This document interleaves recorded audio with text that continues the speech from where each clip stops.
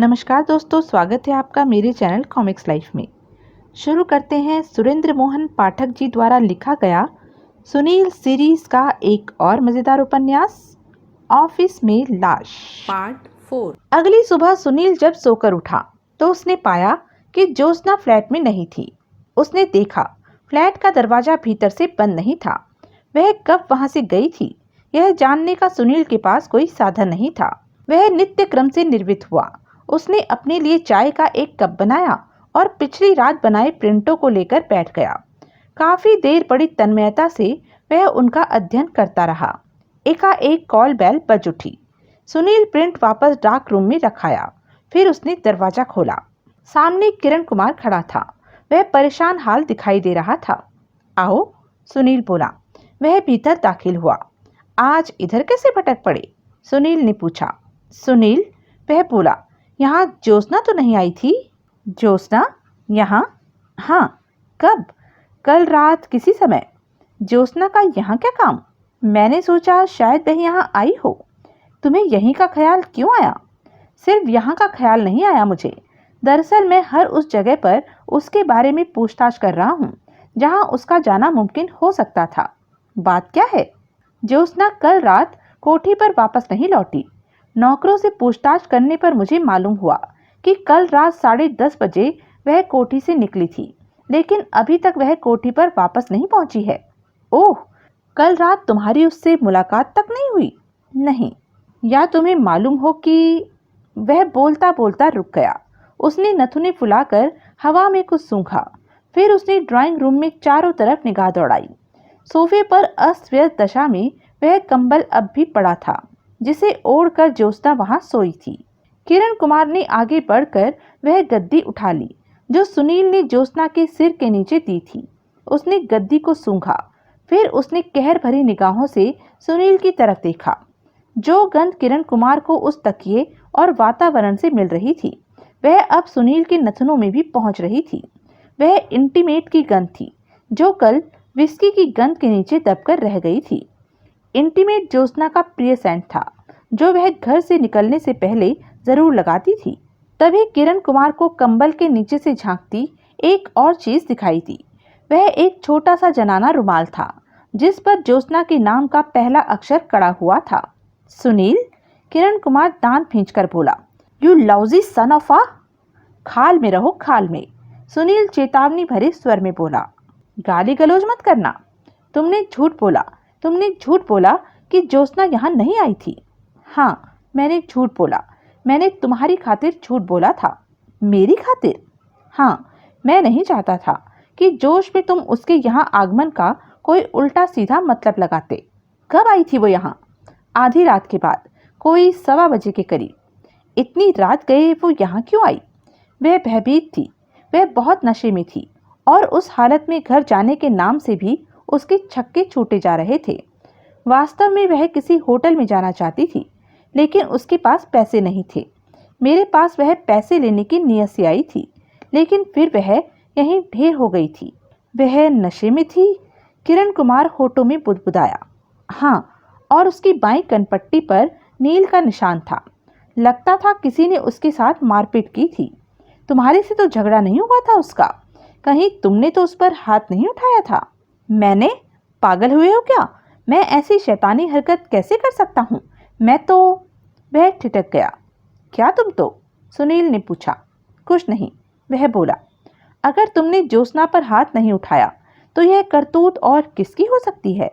तुम बताओ, बृजभूषण के बारे में क्या ख्याल है? बृजभूषण? बृजभूषण का नाम किरण कुमार को गोली की तरह लगा। मैं खून पी जाऊंगा उसका। अगर उसने ज्योत्सना पर हाथ उठाया है तो मैं जान से मार डालूंगा हरामजादे को। इतना ताव मत खाओ प्यारे लाल। मैंने तो केवल एक संभावना व्यक्त की थी। हकीकत में तो यह भी हो सकता है कि कल रात उसने ज्योत्सना की शक्ल तक न देखी हो। वह खामोश रहा। बैठ जाओ। वह कंबल को एक और सरका कर सोफे पर ढेर हो गया। चाय पियोगे? उसने इनकार में सिर हिला दिया और फिर पूछा, ज्योत्सना यहाँ से गई कब? मालूम नहीं, सुनील बोला। मेरे सोकर उठने से पहले वह यहाँ से जा चुकी थी। यहाँ से कहाँ गई होगी वह? क्या पता। मैंने कहा ना, वह नशे में थी। नशा उतरने के बाद वह खुद घर पहुंच जाएगी। क्या पता अभी तक वह घर पहुंच भी चुकी हो। तुम खामखा फिक्र में मरे जा रहे हो। वह खामोश रहा। सुनील ने सिगरेट का पैकेट निकालकर उसे सिगरेट ऑफर किया, लेकिन उसने इनकार में सिर हिला दिया। सुनील ने एक सिगरेट सुलगा लिया। किरण कुमार विचारपूर्ण मुद्रा बनाए बैठा रहा। एक बात बताओ किरण, एकाएक सुनील तनिक आगे को झुककर बोला। इस वक्त तुम्हारी माँ की माली हैसियत अंदाजन क्या होगी? होगी कोई 2-2.5 करोड़ की, वह बोला। क्यों? और तुम इस विपुल धनराशि के आधे के हिस्सेदार हो, बशर्ते कि मेरी माँ की कृपा दृष्टि मुझ पर बनी रहे। एग्जैक्टली। क्या मतलब? मतलब यह है कि कत्ल का उद्देश्य तो तुम्हारे पास भी खासा तगड़ा है। क्या कहना चाहते हो तुम? अपने पिता की वसीयत के अनुसार अगर तुम तीनों भाइयों में से कोई अपनी माँ की मर्जी के खिलाफ शादी करता तो तुम्हारी माँ उसे जायदाद से बेदखल कर सकती थी। मुझे मालूम है, इसलिए तो मैं शादी नहीं कर रहा। यह बात न हो तो मैं आज ज्योत्सना से शादी कर लूं। लेकिन शादी तो तुम कर चुके हो। क्या तुमने सन 1974 में बम्बई में जूलिया पेज नाम की एक एंग्लो इंडियन लड़की से शादी नहीं की थी? किरण कुमार के चेहरे का रंग उड़ गया। अपनी तफ्तीश के दौरान दीनानाथ को यह बात भी मालूम हुई थी कि तुमने चुपचाप यह शादी की थी और फिर कुछ ही महीने बाद भारी हर्जाना चुकाकर तुमने उस लड़की से तलाक भी हासिल कर लिया था। अपने पिता की वसीयत के अनुसार अलग से मिला 10 लाख रुपया तुमने इसी काम पर बर्बाद किया मालूम होता है। किरण कुमार, दीनानाथ अगर अपनी रिपोर्ट पेश करने में कामयाब हो जाता तो यह बात तुम्हारी माँ को भी मालूम हो जाती। फिर तुम चुटकियों में करोड़ों की जायदाद की भागीदारी से बेदखल कर दिए जाते। दीनानाथ की हत्या के लिए क्या यह उद्देश्य काफी नहीं?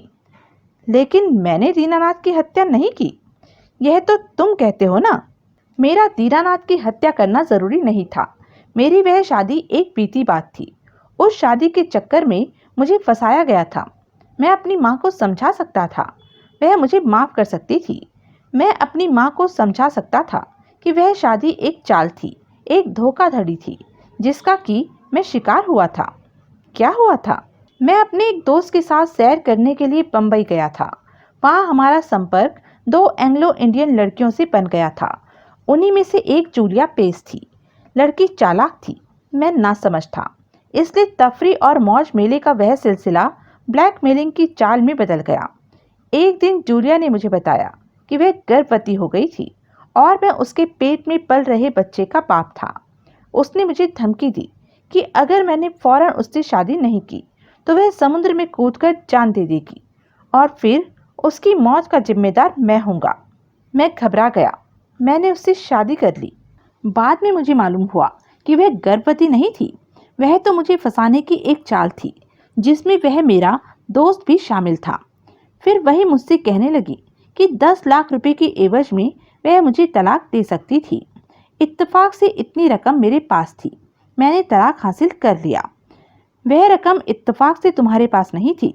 तुमसे वह रकम मांगी गई थी जो उन्हें मालूम था कि तुम्हारी गृह में थी। शायद यही बात थी। लेकिन सुनील, एकाएक किरण कुमार ने उसे घूर कर देखा। मेरी इस शादी की बात तुम्हें कैसे मालूम है? दीनानाथ के उन कागजात की वजह से जिनके मैंने नेगेटिव बनाए थे। उनमें तुम्हारी शादी और तलाक दोनों के कागजात थे।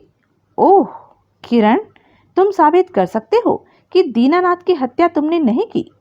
क्या तुम साबित कर सकते हो कि दीनानाथ की हत्या मैंने की है? यह मेरे सवाल का जवाब नहीं। कुछ साबित करना या न करना पुलिस का काम है। क्या पुलिस साबित कर सकती है? मुझे क्या मालूम, तुम अपनी बात करो। ठीक है, मेरी बात सुनो। मैंने दीनानाथ की हत्या नहीं की और मैं यह भी दावा कर सकता हूँ कि बृजभूषण ने भी दीनानाथ की हत्या नहीं की। वैसे दीनानाथ की हत्या के इल्जाम में अगर बृजभूषण को फांसी लग जाए तो मुझे खुशी होगी, लेकिन हकीकत यही है कि उसने दीनानाथ की हत्या नहीं की। तुम्हें कैसे मालूम? परसों रात मैं बृजभूषण की निगरानी कर रहा था। दीनानाथ का कत्ल 9 बजे के आसपास हुआ बताया जाता है, लेकिन उस वक्त बृजभूषण अपने होटल में मौजूद था। मैंने खुद अपनी आंखों से 9:02 पर उसे इंपीरियल से बाहर निकलते देखा था। उसके बाद पीछा करता हुआ मैं लीडो में पहुंचा था। बाद में मेरे वहां से चले आने के बाद भी वह लीडो में ही था। किरण कुमार, तुम्हारा यह बयान दो तरफा मार करने वाला है। यह दीनानाथ की हत्या के इल्जाम से बृजभूषण को ही नहीं, तुम्हें भी बरी करता है। अगर तुम कहते हो कि हत्या के समय तुमने बृजभूषण को इंपीरियल में देखा था, तो यह बात अपने आप ही स्थापित हो जाती है कि तुम भी बृजभूषण तुम्हारी एलिबाई है। किरण खामोश रहा। तुम गाड़ी लाए हो? हाँ, किरण कुमार तनिक हड़बड़ाकर बोला। क्यों? चलो बृजभूषण से मिलने चलते हैं। उससे पूछते हैं कि परसों रात क्या उसने भी तुम्हें पहले इंपीरियल में और फिर लीडो में देखा था। हो सका तो उससे यह भी मालूम करने की कोशिश करेंगे कि क्या कल रात ज्योत्सना उसके पास आई थी और क्या उसका ज्योत्सना से कोई लड़ाई झगड़ा हुआ था। चलो। किरण कुमार फौरन उठकर खड़ा हो गया। और अगर उसने कहा कि उसने ज्योत्सना पर हाथ उठाया था तो आज उसकी खैर नहीं। दोनों वहां से रवाना हो गए, लेकिन बृजभूषण से उनकी मुलाकात कभी न हो सकी। उनके इंपीरियल होटल पहुंचने से पहले, बहुत पहले, बृजभूषण का कत्ल हो चुका था। इंपीरियल होटल से कोई 1 मील दूर एक उजाड़ सड़क पर बृजभूषण की कार खड़ी पाई गई थी। वह अपनी कार की अगली सीट पर मरा पड़ा था। उसकी कनपट्टी पर गोली लगी थी और एक रिवॉल्वर अगली सीट पर उसकी बगल में पड़ी पाई गई थी। कार के सारे दरवाजे भीतर की तरफ से बंद पाए गए थे। दरवाजा खोलने के लिए पुलिस को उसकी एक खिड़की का शीशा तोड़ना पड़ा था। कार पिछली रात से ही वहां खड़ी थी, लेकिन कब से खड़ी थी यह कहना मुश्किल था। सुबह जब सड़क पर आवाजाही शुरू हुई थी तो किसी राहगीर का ध्यान कार की तरफ आकर्षित हुआ था। उसने कार की अगली सीट पर स्टीयरिंग पर औंधे मुंह खून से लथपथ पड़ी लाश देखी थी, तो उसने पुलिस को फोन कर दिया था। पुलिस का पहला अनुमान यही था कि वह आत्महत्या का केस था। बाद में बैलिस्टिक एक्सपर्ट ने लाश का मुआयना करके बताया था कि जिस एंगल से गोली कनपट्टी में दाखिल होकर खोपड़ी में घुसी थी, वह बृजभूषण द्वारा खुद बना पाना संभव नहीं था। और फिर रिवॉल्वर अगली सीट पर बाईं तरफ पड़ी पाई गई थी, जबकि गोली दाईं कनपट्टी पर लगी थी। फिर पुलिस इंस्पेक्टर प्रभुदयाल ने प्रेस को दिए अपने वक्तव्य में उसी हत्या का केस बताया। बैलिस्टिक एक्सपर्ट की रिपोर्ट से यह भी मालूम हुआ कि गोली उसी रिवॉल्वर से चली थी जो कार की अगली सीट पर लाश की बगल में पड़ी पाई गई थी। उसकी गोलियों का एक डिब्बा पुलिस ने बृजभूषण की इंपीरियल होटल के कमरे से बरामद किया। रिवॉल्वर के रजिस्ट्रेशन को चेक करने पर मालूम हुआ कि उसका स्वामी कोई मुकुट नारायण नामक व्यक्ति था। पुलिस ने बृजभूषण के कमरे की बड़ी बारीकी से तलाशी ली। उन्हें वहां से एक बड़ी चौंका देने वाली चीज प्राप्त हुई। बृजभूषण के सामान में से उन्हें एक ड्राइविंग लाइसेंस मिला, जिस पर मुकुट नारायण का नाम और पूना का एक पता लिखा हुआ था। लेकिन लाइसेंस पर जो तस्दीक शुदा तस्वीर लगी हुई थी वह बृजभूषण की थी। पुलिस ने उस बात से यही नतीजा निकाला कि बृजभूषण का वास्तविक नाम मुकुट नारायण था। सुनील व्यक्तिगत रूप से जानता था कि पुलिस ने जो नतीजा निकाला था वह सही था, क्योंकि पिछली रात को दीनानाथ के नेगेटिवों के जो प्रिंट उसने बनाए थे और उनसे जो कोई बड़ी चौंका देने वाली बातें उसे मालूम हुई थी, उनमें से एक यह भी थी कि बृजभूषण का असली नाम मुकुट नारायण था। दीनानाथ के कागजात में से 3 पर उसने मुकुट नारायण का नाम देखा था। एक जन्म के सर्टिफिकेट पर, एक शादी के सर्टिफिकेट पर और एक पुलिस के रिकॉर्ड की फोटो स्टेट में, जो कि यह साबित करती थी कि मुकुट नारायण सजा याफ्ता मुजरिम था। वह स्मगलिंग के इल्जाम में 3 साल की सजा काट चुका था। इंस्पेक्टर प्रभुदयाल ने प्रेस को यह भी बताया कि लाश का पोस्टमार्टम हो चुका था और पोस्टमार्टम की रिपोर्ट के मुताबिक बृजभूषण उर्फ मुकुट नारायण की हत्या पिछली रात 11 और 12 बजे के बीच हुई थी। बृजभूषण का खुद अपने ही रिवॉल्वर से कत्ल हुआ होना सुनील को यह सोचने पर मजबूर कर रहा था कि वह काम भी उसी का था जिसने दीनानाथ की हत्या की थी। जैसे किसी ने दीनानाथ की तरफ अपनी रिवॉल्वर तानकर उससे उसकी रिवॉल्वर छीन ली थी, वैसे ही शायद बृजभूषण से भी उसकी रिवॉल्वर हथियाई गई थी। सुनील को ज्योत्सना के हैंडबैग में मौजूद रिवॉल्वर की याद आई। ज्योत्सना अपनी वह रिवॉल्वर बृजभूषण की तरफ तानकर उसकी रिवॉल्वर हथिया सकती थी और उसका कत्ल कर सकती थी। क्या इसीलिए वह इतनी घबराई हुई सुनील के फ्लैट में पहुंची थी, क्योंकि हाल ही में उसने कत्ल किया था? क्या दोनों हत्याओं की अपराधिनी ज्योत्सना हो सकती थी? क्यों नहीं हो सकती थी? अब तो वह ज्योत्सना के अधिकार में फर के कॉलर वाला काले रंग का चमड़े का कोट भी देख चुका था। और यह बात अभी इंस्पेक्टर प्रभुदयाल को नहीं मालूम हुई थी।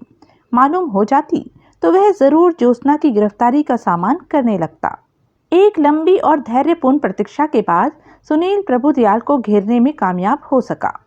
मुझे सिर्फ 2 मिनट दो माई बाप, सुनील याचनापूर्ण स्वर में बोला। सिर्फ 2 मिनट, यह मेरी रोजी रोटी का सवाल है। क्या चाहते हो? प्रभुदयाल तनिक रुक्ष स्वर में बोला। जरा इधर आओ। सुनील उसे अन्य लोगों से अलग लॉबी में एक कोने में ले आया।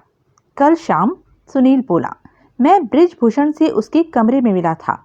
उस वक्त वह कहीं जाने की तैयारी कर रहा था। उस वक्त यहाँ से जाने और कत्ल होने के बीच क्या वह वापस यहाँ नहीं लौटा था? लौटा था, प्रभुदयाल ने बताया।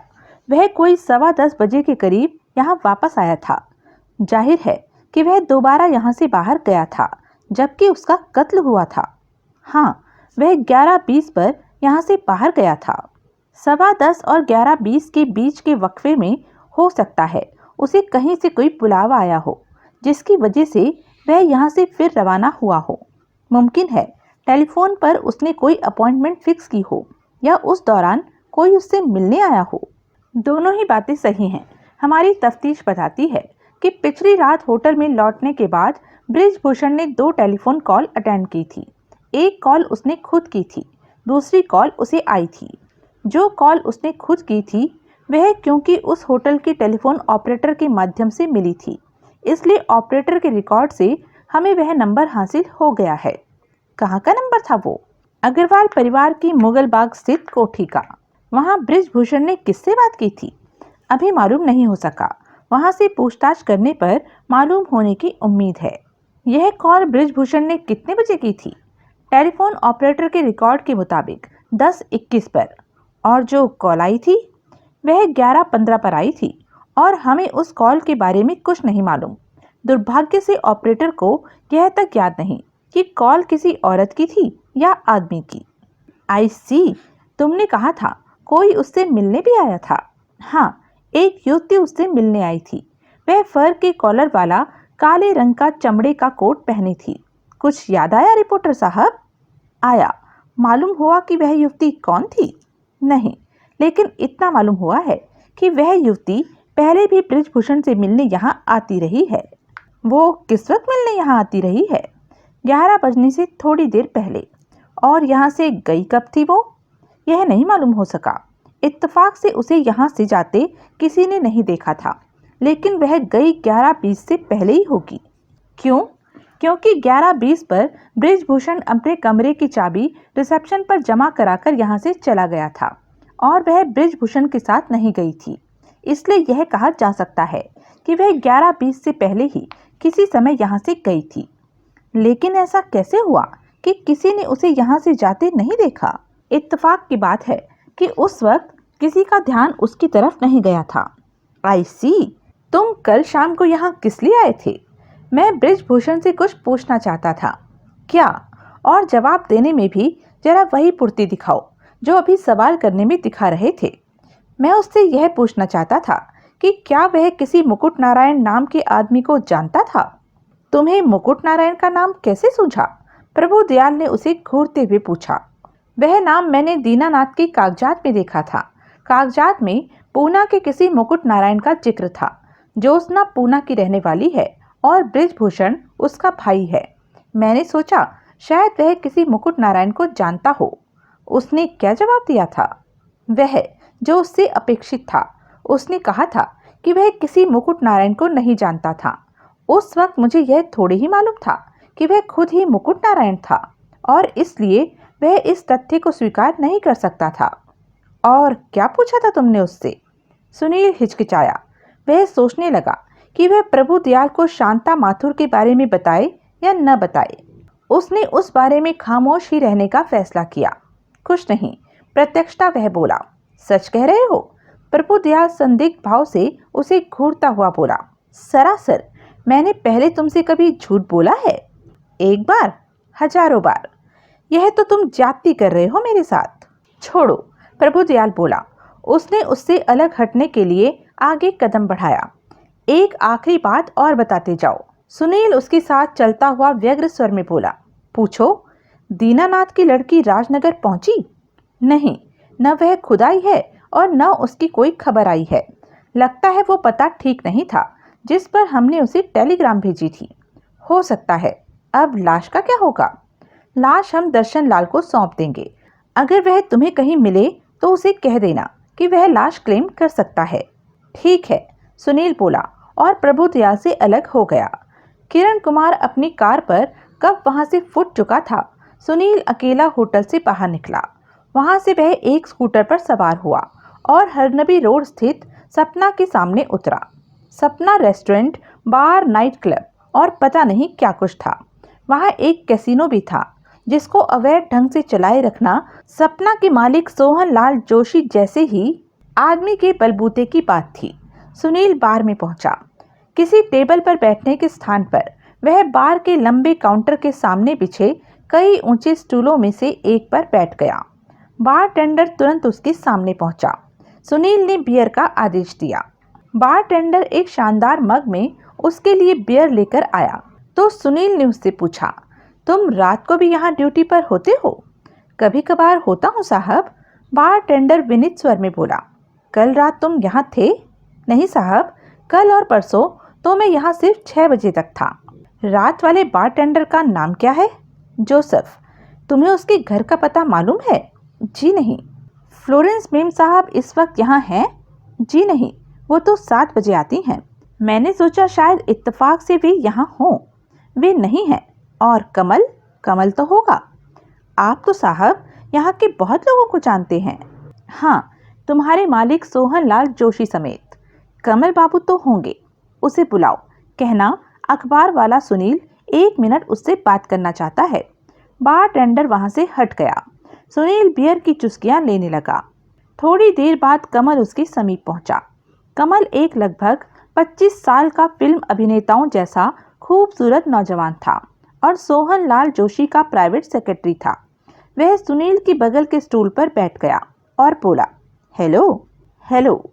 सुनील उसकी ओर घूमकर बोला, आज इधर कैसे रास्ता भूल पड़े? कमल, सुनील गंभीरता से बोला, मुझे तुम लोगों की एक छोटी सी मेहरबानी की जरूरत है। तुम्हारा साहब तो बहुत बड़ा आदमी हो गया है। उसको मैं एक निहायत मामूली मेहरबानी हासिल करने के लिए डिस्टर्ब नहीं करना चाहता, इसलिए मैंने तुम्हें तकलीफ दी है। कैसी मेहरबानी? कमल सावधान स्वर में बोला, मैं एक मामूली सी जानकारी चाहता हूँ। हुक्म कीजिए। कल रात यहाँ एक युवती आई थी जो बार बंद होने तक यहाँ ठहरी थी। वह निहायत खूबसूरत थी। उसके बाल कटे हुए थे और वह एक बेल बॉटम जीन, स्कीवी और फर के कॉलर वाला चमड़े का काले रंग का कोट पहने थी।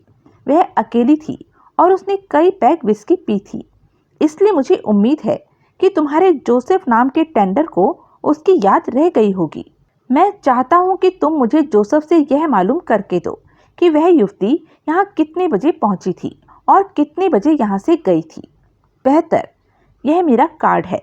सुनील अपनी जेब से एक विजिटिंग कार्ड निकालकर काउंटर पर उसके सामने रखता हुआ बोला, इस पर मेरे घर और ऑफिस दोनों का नंबर है।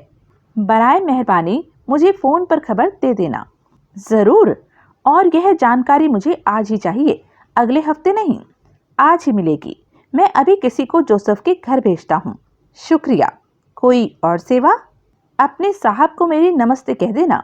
जरूर। अब मुझे इजाजत है। सुनील ने सहमति में सिर हिला दिया। कमल वहां से विदा हो गया। कमल के अदब और सलीके को देखकर कोई भी आदमी धोखा खा सकता था और उसे एक नेक नियत और संभ्रांत सफेद पोश बाबू समझ सकता था, लेकिन सुनील से बेहतर यह बात कोई नहीं जानता था कि वह कितना खतरनाक बदमाश था। हाल ही में सुनील अपने बाएं कंधे में गोली खाकर उसकी बदमाशी और दुर्दांतता का मजा चक्कर हटा था। सुनील ने अपना बियर का मग खाली किया। बिल चुकाने की नीयत से अपने जेब से अपना पर्स निकाला। नहीं साहब, बार टेंडर उसका मंतव्य समझकर बोला, कमल बाबू मना कर गए हैं। क्या मना कर गए हैं? आपसे बिल का पैसा लेने को मना कर गए हैं वो। ऐसा कब किया कमल ने? मैंने तो उसे कुछ करते नहीं देखा। आपने नहीं देखा, लेकिन वे मना करके गए हैं साहब। कमाल है। बारटेंडर आदरपूर्ण मुद्रा बनाए खामोश खड़ा रहा। सुनील ने पर्स को बिना खोले वापस अपनी जेब में रख लिया। सुनील ब्लास्ट के ऑफिस में पहुंचा। सोनू, रेणु ने बताया, कोई लड़की तुमसे बात करने के लिए मरी जा रही मालूम होती है। मुझसे तो हर लड़की बात करने के लिए मरी जाती है, सुनील बोला। अपने मुंह मियाँ मिट्ठू मत बनो। कौन थी वो? नाम नहीं बताया उसने, लेकिन उसका 2 बार फोन आ चुका है। कहती थी वह फिर फोन करेगी। आई सी। सुनील अपने केबिन में आ गया। वह आकर बैठा ही था कि फोन की घंटी बज उठी। लाइन पर ज्योत्सना थी। तीसरी बार फोन कर रही हूँ तुम्हें, वह बोली। सॉरी, मैं कहीं चला गया था। तबीयत कैसी है तुम्हारी? ठीक है, जान बच जाएगी। सुनील, मैं अपने कल के व्यवहार से बहुत शर्मिंदा हूँ। मैंने तुमसे माफ़ी मांगने के लिए ही फ़ोन किया है। छोड़ो, कल से पहले ऐसी बेहुदा हरकत मैंने कभी नहीं की थी। मुझे मालूम है मैंने तुम्हें इतना परेशान किया और पता नहीं क्या उल्टी सीधी बातें भी कहीं। छोड़ो, तुम मेरे फ्लैट से गई कब थी? सुबह होते ही, कोई 7 बजे के करीब। सुनील, मेरी आंख खुली थी तो पहले तो मेरी समझ में नहीं आया था कि मैं कहाँ थी। मुझे तो यह भी याद नहीं आ रहा था कि मैं वहाँ पहुँची कैसे थी। तुम बहुत ज़्यादा नशे में थी। हाँ, और सुबह उठने के बाद भी मैंने अपनी हालत में कोई सुधार नहीं पाया था, लेकिन तुमसे शर्मिंदगी का एहसास मन में ऐसा घर कर गया कि मैं वहाँ और ज़्यादा न रुक सकी। अब तुम कहाँ हो? होटल में। होटल में? लेकिन तुम्हारे पास तो होटल के किराए के लिए पैसे नहीं थे। मैंने तुम्हारे कोट की जेब से 300 रुपये निकाल लिए थे। क्या मालूम नहीं हुआ तुम्हें? नहीं तो जरा 1 मिनट होल्ड करो। उसने अपना पर्स निकालकर भीतर झांका। 100 के 3 नोट वाकई कम थे। फिर वह माउथ पीस में बोला, ज्योत्सना, तुम्हारी जानकारी के लिए किरण कुमार मेरे फ्लैट पर आया था। उसने मुझसे तुम्हारे बारे में पूछा था। मैंने तुम्हारी खातिर झूठ बोल दिया था, लेकिन फिर भी उसे मालूम तो हो ही गया था कि पिछली रात को तुम मेरे फ्लैट पर थी। ओह, तुमने अच्छा किया जो यह बात मुझे बता दी। ज्योत्सना के स्वर में चिंता का साफ पुट था। तुम कौन से होटल में हो? रिट्स में। आ जाओ। आता हूँ। मैंने तुम्हें एक बड़ी खास खबर सुनानी है। कैसी खबर? आकर ही बताऊंगा। अपना कमरा नंबर बोलो। 403। ओके। सुनील ने रिसीवर रख दिया। उसने कंपनी की नई एम्बेसडर कार हथियाई और उस पर सवार होकर मुगल बाग पहुंचा। उसने कार को जानकी देवी की कोठी के कंपाउंड में ले जाकर खड़ा किया। 2 मिनट बाद वह कोठी के विशाल ड्राइंग रूम में जानकी देवी के सामने बैठा हुआ था। मैं आपको यूं असामयिक कष्ट देने के लिए शर्मिंदा हूँ, सुनील खेदपूर्ण स्वर में बोला। कोई बात नहीं, वृद्धा भावहीन स्वर में बोली। यहाँ पुलिस आई थी? हाँ, वही पुलिस इंस्पेक्टर आया था जो परसों रात को भी आया था। यानी कि आपको मालूम हो गया है कि एक खून और हो गया है, ज्योत्सना के मौसेरे भाई बृजभूषण का। हाँ। पुलिस ने इस बारे में आपसे क्या पूछा था? वही कुछ जो कत्ल के केस की तफ्तीश में पूछा जाता है। उसने कोठी पर मौजूद परिवार के सभी सदस्यों का बयान लिया था। उसने हमसे यह भी पूछा था कि हमारी निगाह में बृजभूषण का हत्यारा कौन हो सकता था। हम इस बात का क्या जवाब देते उसे? फिर ज्योत्सना के बारे में उसने खास तौर से पूछा था। मैंने उसे बता दिया कि वह पिछली रात से ही कोठी पर नहीं थी। इंस्पेक्टर ने यूं जाहिर किया जैसे उसे मेरी बात पर विश्वास नहीं था। उसने गोल मोल शब्दों में मुझ पर यह इल्जाम भी लगाया कि मैंने ज्योत्सना को कोठी में कहीं छुपाकर रखा हुआ था। मुझे बहुत बुरा लगा।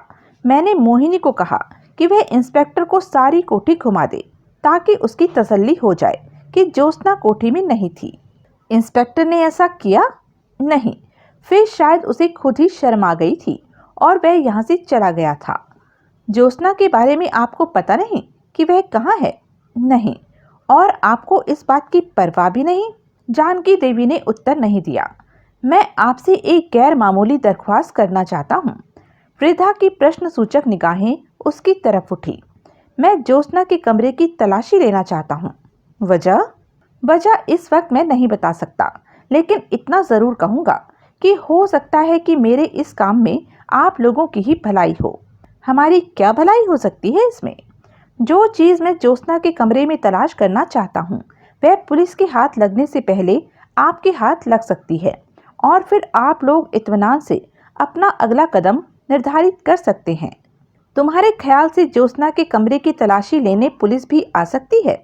जी हाँ, और पुलिस को आप यह काम करने से रोक नहीं सकेंगी। तुम्हें वहाँ किस चीज़ की तलाश है? यह मैं अभी नहीं बता सकता, लेकिन मैं आपसे वादा करता हूँ कि अगर वह चीज़ मेरे हाथ लग गई तो उसे मैं आपको सौंप दूंगा। नहीं, मैं ऐसी इजाज़त नहीं दे सकती। आप खामखा जिद कर रही हैं। मैं कोई चोर नहीं हूँ। मुझे ज्योत्सना के कमरे की तलाशी लेने की इजाज़त देने से आपको कोई फर्क नहीं पड़ने वाला। मैं आपको यह भी बता रहा हूँ कि यही काम करने के लिए पुलिस भी यहाँ आ सकती है और वे लोग आपका इनकार नहीं सुनने वाले। वृद्धा खामोश रही। ठीक है, सुनील उठ खड़ा हुआ। मैं पुलिस को लेकर आता हूँ। नमस्ते। और उसने बाहर की तरफ कदम बढ़ाया।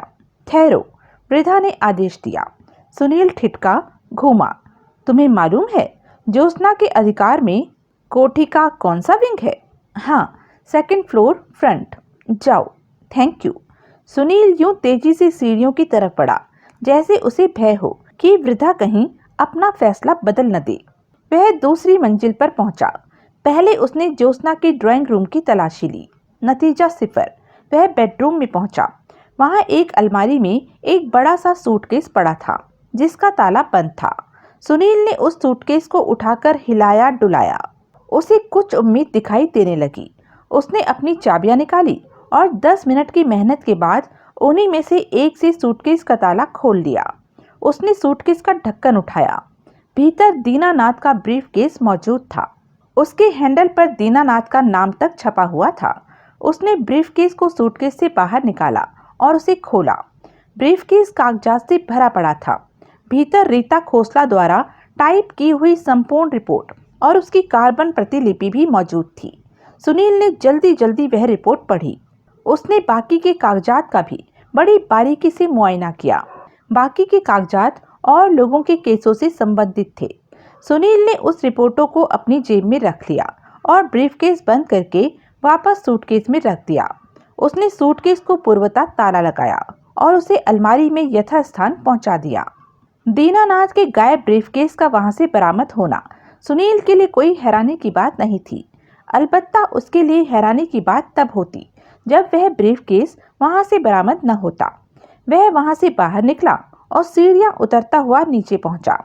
जानकी देवी वहीं बैठी थी जहां वह उसे बैठा छोड़कर गया था। सुनील ने दीनानाथ की रिपोर्ट के कागजात उसकी गोद में डाल दिए। यह क्या है? वह तीखे स्वर में बोली। दीनानाथ की रिपोर्ट, सुनील बोला, जो वह आप तक पहुंचा नहीं सका था। अपने परिवार के खिलाफ आपकी कामयाबी की दस्तावेज। वृद्धा ने बगल की मेज पर पड़ा अपना नजर का चश्मा उठाया। उसने चश्मा अपनी नाक पर टिकाया और उन टाइप शुदा कागजात को पढ़ने लगी। सुनील उसके सामने एक कुर्सी पर बैठ गया। उसने एक सिगरेट सुलगा लिया और उसके छोटे छोटे कश लगाने लगा। अंत में वृद्धा ने अपनी आंख से चश्मा हटाया और सुनील की तरफ देखा। जानकी देवी जी, सुनील भावहीन स्वर में बोला, यह वो गंदगी है जिसे आपके कहने पर दीनानाथ ने कुरेद कुरेद कर नुमाया किया है। खानदान आपका है, फिर भी उसकी पिछली जिंदगी के बखिए उधेड़ने से आपको कोई ऐतराज नहीं हुआ। लेकिन शायद आपको यह सुनकर हैरानी होगी कि दीनानाथ को, जिसका ऐसे काम करना पेशा था, ऐतराज था। उसने किसी के सामने अपने मुंह से कबूल किया था कि आपका यह काम करने में उसे अपनी अंतर आत्मा पर बोझ महसूस होने लगा था। वह तो यहाँ तक चाहता था कि वह इन रिपोर्टों को आग लगा देता और आपसे हासिल हुई फीस आपको वापस कर देता। लेकिन वह ऐसा नहीं कर सकता था क्योंकि उस पर अपनी विधवा बेटी और उसके बच्चों के भरण पोषण की जिम्मेदारी थी। तुम कहना क्या चाहते हो? मैं आपसे पूछना चाहता हूँ कि क्या एक माँ का काम अपनी औलाद के रास्ते में कांटे बिछाना होता है? क्या एक माँ का अपनी बालिग और उम्रदराज औलाद पर ऐसा अंकुश रखना जरूरी होता है कि औलाद के लिए सांस लेना दुर्भर हो जाए? क्या एक माँ का यह फर्ज नहीं होता कि अपनी औलाद पर वह भरोसा रखे? आप कब्र में पांव लटकाए बैठी हैं।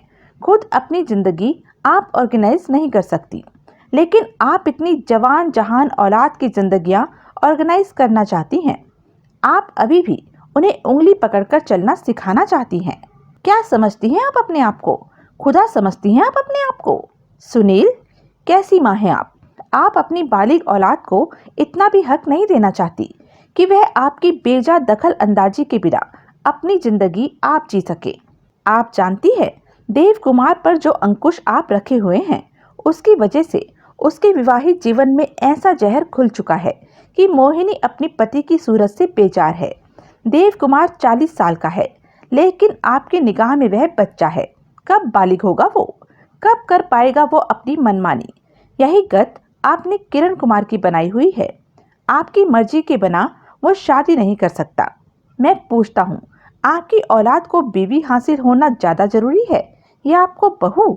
मैंने जो कुछ किया अपने लड़कों की भलाई के लिए किया, ऐसा आप समझती हैं, लेकिन आपने कभी अपने लड़कों से भी पूछा कि जिसे आप उनकी भलाई समझती हैं, उसे वे भी अपनी भलाई समझते हैं या नहीं? वह खामोश रही। आपको प्राइवेट डिटेक्टिव की सेवाएं हासिल करने का ख्याल कैसे आया? दीनानाथ को बुलाने की नौबत कैसे आई? राम की वजह से। राम कुमार की मौत एक दुर्घटना थी, लेकिन मेरा दिल नहीं मानता था। मैं हमेशा यही समझती रही कि ज्योत्सना ने उसकी हत्या की थी। यह कैसे हो सकता था कि उस कथित एक्सीडेंट में राम कुमार तो जान से हाथ धो बैठा और ज्योत्सना को खरोच तक न आई? क्यों नहीं हो सकता? सरासर हो सकता है ऐसा। दुनिया में ऐसी भी मिसालें हैं कि एक हवाई जहाज क्रैश कर गया, लेकिन फिर भी उसमें मौजूद किसी एक मुसाफिर का बाल भी बांका नहीं हुआ, जबकि बाकी के सारे मुसाफिर जान से हाथ धो बैठे। लेकिन मेरा दिल नहीं मानता था, इसलिए क्योंकि ज्योत्सना की तरफ से आपका दिल साफ नहीं था। आप उसे शक की निगाह से देखती थी। ठीक है, लेकिन शक करने की वजह ज्योत्सना खुद पैदा करती थी। मिसाल के तौर पर वह उसका भाई, जो यहाँ एक बार डिनर पर भी आया था। मुझे कभी विश्वास ही नहीं हुआ कि वह ज्योत्सना का भाई था। मुझे लगता था कि वह कोई ज्योत्सना का पुराना यार था, जो हमारे खानदान में शादी करने से हासिल हुई ज्योत्सना की समृद्धि की वजह से ज्योत्सना से जबरन चिपकने की कोशिश कर रहा था। ना ही मुझे मोहिनी के वे लक्षण पसंद थे कि वह जब चाहती थी देव के बिना तफरी के लिए निकल पड़ती थी। मुझे इत्तेफाक से ही यह मालूम हो गया था कि जब मोहिनी गोवा गई थी तो हमारा वकील सुरेश भार्गव भी वहीं था और दोनों एक ही होटल में ठहरे थे। मेरे दिमाग में ऐसी इतनी बातें जमा हो गई कि मैंने दूध का दूध और पानी का पानी करने का फैसला कर लिया। सुनील, क्या मेरा यह जानने की कोशिश करना कि मेरी औलाद की जान एक्सीडेंट से गई थी या उसका कत्ल किया गया था, किसी के साथ जाती थी? क्या मेरा यह साबित करने की कोशिश करना कि मेरी बहुएं चरित्रहीन थी, उनके साथ जाती थी? ऐसी बातें गंदगी का दर्जा रखती हैं और गंदगी को न कुरेदना ही अच्छा होता है। लेकिन मैं आपसे एक सवाल पूछता हूँ, अपनी औलाद और बहुओं की करतूतें जान लेने के बाद अब आप खुश हैं? जानकी देवी ने उत्तर नहीं दिया। दीनानाथ की रिपोर्ट सबूतों समेत आपकी गोद में पड़ी है। इसके अनुसार आपकी औलाद गुनहगार साबित होती है। अब आपको चाहिए कि आप अपने गुनहगार बच्चों को पश्चाताप का मौका देने के स्थान पर उन्हें इस कोठी से निकाल बाहर करें। लेकिन क्या आप ऐसा कर सकेंगी? क्या आप पसंद करेंगी कि एक दिन ऐसा आए जब आप अपनी इस विशाल कोठी में तन्हाई से तंग आकर इसकी तारीक दीवारों से सिर टकरा रही हों और आपकी दाद फरियाद सुनने के लिए यहाँ कोई मौजूद न हो? नुक्स किसमें नहीं होते? हर आदमी गुनहगार है। हर आदमी, चाहे वह कितना ही समर्थ क्यों ना हो, किसी दूसरे आदमी का सहारा चाहता है। गुणों और अवगुणों के बीच में एक तालमेल बना रहे तो जिंदगी जिंदगी है, वरना नरक। आपकी औलाद में अगर आपको अवगुण दिखाई दिए हैं तो उनमें गुण भी जरूर होंगे। आज अगर उन्होंने आपको शिकायत का मौका दिया है तो कभी उन्होंने आपको आपकी तारीफी निगाहों का हकदार बनकर भी जरूर दिखाया होगा। यही जिंदगी है जानकी देवी जी। कोई आदमी मुकम्मल तौर पर राक्षस नहीं होता, कोई आदमी मुकम्मल तौर पर देवता नहीं होता। आप खुद अपने गिरहबान में निगाह डालकर देखिए कि क्या आप में कोई नुक्स नहीं? क्या आपने अपनी जिंदगी में कभी कोई भूल नहीं की? जानकी देवी खामोश रही, लेकिन सुनील ने देखा कि उसकी आंखों में आंसू तैर रहे थे। बाइबल में लिखा है कि गुनहगार को पहला पत्थर मारने का अख्तियार उसको है जिसने खुद कभी कोई गुनाह नहीं किया। हाथ में पत्थर उठाने से पहले इतना जरूर सोच लीजिएगा जानकी देवी जी। बंदा चला और सुनील लंबे डग भरता हुआ वहां से विदा हो गया। सुनील अपने फ्लैट पर पहुंचा। उसने अपना वह मिनिएचर टेप रिकॉर्डर निकाला जो वह हाल ही बैरिस्टर मंगल दास महंत को फंसाने के लिए इस्तेमाल करके हटा था। उसने अपनी कलाई घड़ी उतार दी और टेप रिकॉर्डर का घड़ी की शक्ल सूरत जैसा माइक्रोफोन घड़ी के स्थान पर बांध लिया। उसने टेप रिकॉर्डर कोट की भीतरी जेब में रखा और माइक्रोफोन की तार को अपने कोट की आस्तीन के भीतर से गुजारकर उसका संबंध माइक्रोफोन के साथ जोड़ दिया। अपने उस इंतजाम से संतुष्ट होकर वह डार्क रूम में पहुंचा। वहां उसने पिछली रात बनाए सारे प्रिंट इकट्ठे करके एक लिफाफे में बंद कर लिए। फिर ड्राइंग रूम में आकर उसने दीनानाथ के ऑफिस का नंबर डायल किया। सौभाग्यवश दर्शन लाल ऑफिस में मौजूद था। क्या कर रहे हो? सुनील ने उससे पूछा। कुछ नहीं, दर्शन लाल की आवाज आई। क्यों? मैं तुम्हें कहीं ले जाना चाहता हूँ, चल सकते हो? कहाँ ले जाना चाहते हो? कहीं। क्यों नहीं चल सकता? Thank you. लेकिन मुझे किस लिए ले जाना चाहते हो? मुझे एक विटनेस की ज़रूरत है। क्या कोई झमेले वाली बात है? झमेला है तो नहीं, लेकिन हो सकता है। कब जाना है? अब से ठीक 1 घंटे बाद, यानी कि पूरे 3 बजे मुझे तुम अपने ऑफिस की इमारत के सामने फुटपाथ पर मिल जाना। बाकी बातें मुलाकात पर होंगी। ओके। सुनील ने संबंध विच्छेद कर दिया। वह फ्लैट से निकला और कार में सवार होकर सीधा पुलिस हेडक्वार्टर पहुंचा। इंस्पेक्टर प्रभुदयाल अपने कमरे में मौजूद था। सुनील ने उसका अभिवादन किया और उसके सामने बैठ गया। बृजभूषण उर्फ मुकुट नारायण के कत्ल के केस में कोई प्रोग्रेस हुई? सुनील ने पूछा। मेरे पास कोई जादू का डंडा है? प्रभुदयाल तनिक चिढ़कर बोला। जो मैं फिराऊंगा और प्रोग्रेस अपने आप हो जाएगी। यानी कि कोई प्रोग्रेस नहीं? हमने बृजभूषण उर्फ मुकुट नारायण के बारे में बंबई पुलिस को इंक्वायरी भेजी है, लेकिन उसका जवाब आने में वक्त लगेगा। तुम्हारे ख्याल से बृजभूषण की हत्या किसने की है? फर के कॉलर वाले चमड़े के काले कोट वाली युवती ने, जिस पर कि तुम्हें दीनानाथ की भी हत्या का संदेह है। हाँ, और तुम्हारे ख्याल से वह युवती है कौन? ज्योत्सना। क्या? सुनील नकली हैरानी जाहिर करता हुआ बोला। वह युवती ज्योत्सना के अलावा और कोई हो ही नहीं सकती। तुम्हारी जानकारी के लिए रीता खोसला ने हमें कुछ और ऐसी बातें बताई हैं जिनके आधार पर हमें ज्योत्सना ही अपराधिनी लग रही है। रीता खोसला अभी भी पुलिस की मेहमान नवाजी में है? हाँ। क्या बताया है उसने? यह मैं तुम्हें नहीं बता सकता। ज्योत्सना से तुमने कोई पूछताछ की? अभी नहीं, अभी वह हमारे काबू में नहीं आई है। क्यों? वह गायब है। ओह, तुम यहाँ कैसे आए? सच सच बता दूं? मेरा वक्त खराब मत करो। जो कहना है साफ कहो और थोड़े में कहो। दरअसल मैं तुम्हारे पास एक ऑफर लेकर आया था। कैसी ऑफर? एक ऐसी ऑफर जिसमें हम दोनों को फायदा है। मुझे कम, तुम्हें ज्यादा। अब कुछ कहोगे भी या पहेलियां ही बुझाओगे? मैं तुम्हें यह बता सकता हूँ कि इस वक्त ज्योत्सना कहाँ है। तुम्हें मालूम है वो कहाँ है? हाँ, तो बताओ वो कहाँ है ताकि मैं उसे हिरासत में ले सकूं। ऐसी नहीं तो बदले में तुम्हें मेरी एक शर्त माननी होगी। कैसी शर्त? उस पर पुलिस का हाथ पड़ने से पहले सिर्फ 15 मिनट के लिए मैं उससे 2-4 होना चाहता हूँ। मैं यह शर्त नहीं मान सकता। तुम उसको फरार हो जाने के लिए उकसा सकते हो। वह तुम्हें यहाँ आने से पहले भी कर सकता था। फिर भी मैं तुम्हारी कोई शर्त नहीं मान सकता। ऐसी बात है तो नमस्ते। सुनील उठा और घूमकर दरवाजे की तरफ बढ़ा। ठहरो, प्रभुदयाल कर्कश स्वर में बोला। सुनील ठिठका घूमा। उसने उलझनपूर्ण ढंग से प्रभुदयाल की तरफ देखा। इधर आओ। सुनील फिर मेज के समीप पहुंचा। मैं तुमसे जबरन भी मालूम कर सकता हूँ कि ज्योत्सना कहाँ है, प्रभुदयाल बोला। नहीं कर सकते।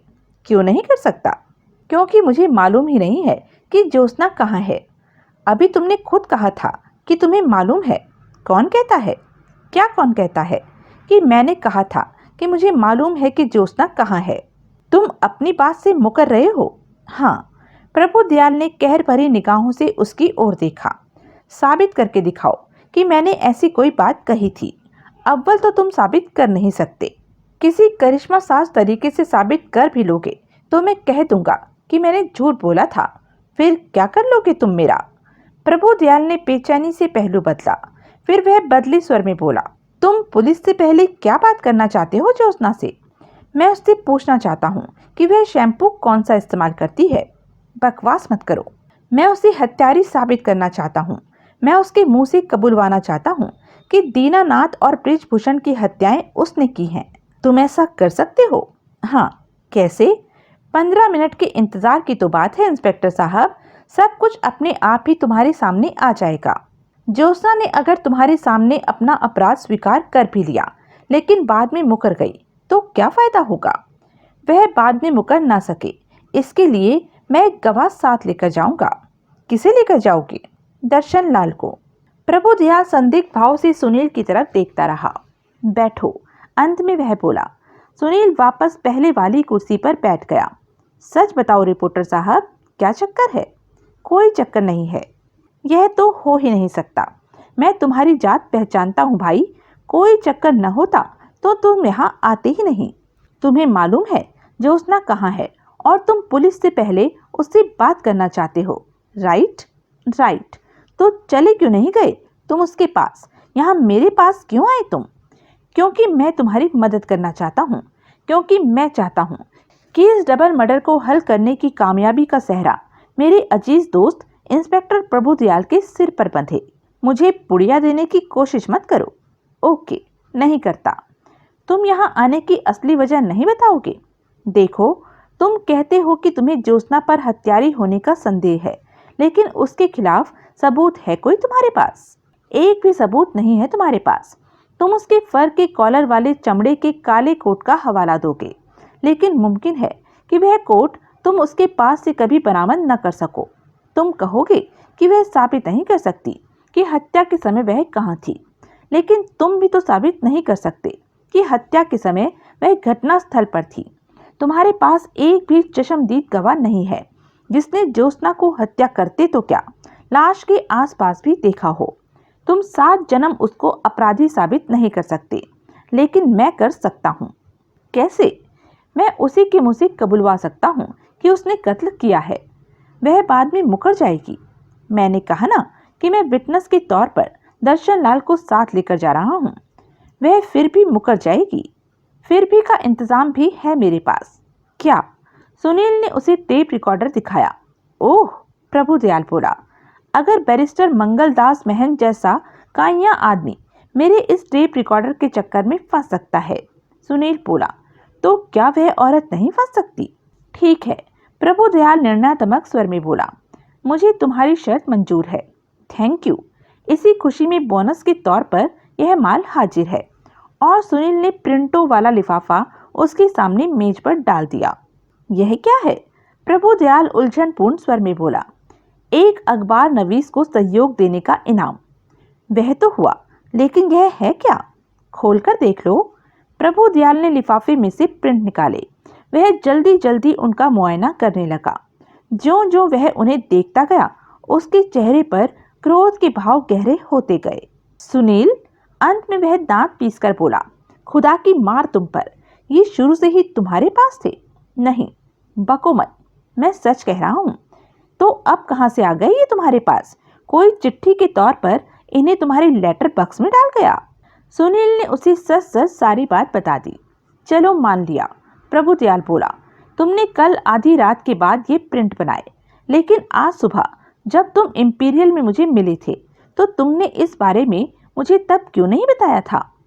तब तुम मेरी कोई बात सुनने के मूड में कहाँ थे? तुम तो बात करते एहसान कर रहे थे मुझ पर। फिर भी तुम्हें बताना चाहिए था मुझे। सुनील खामोश रहा। ज्योत्सना कहाँ है इस वक्त? प्रभुदयाल ने पूछा। तुम्हारा वादा पक्का है ना? अपनी जुबान से फिर तो नहीं जाओगे? जो पूछा है उसका जवाब दो।